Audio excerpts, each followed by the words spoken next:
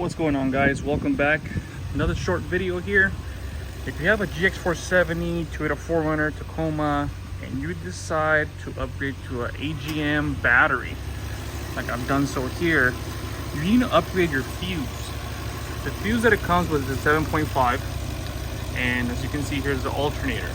It doesn't create enough juice in order to recharge the battery, at least to where it's supposed to be.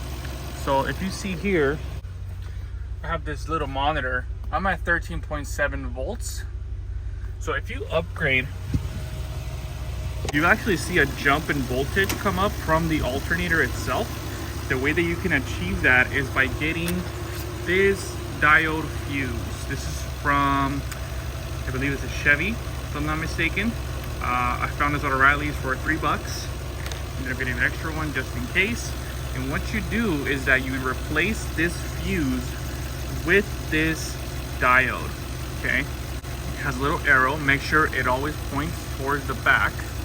So what we're gonna do is replace that 7.5 with this one. You have to grind the sides, like I've done so here, because it needs to fit correctly in that slot. So I'm actually gonna do this as the truck is on, taking out the 7.5. Putting on the diode. Okay, that's in. Now we should see a voltage change. So now I'm at 14.1, 14.2. So there is a difference. Does create enough of a difference in it for it to recharge your new AGM battery. These AGM batteries are very finicky.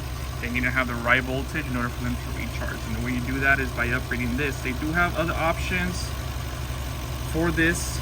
This is the cheapest way. I'm yet to see anybody have trouble with this. So, quick tip. Thanks guys for watching.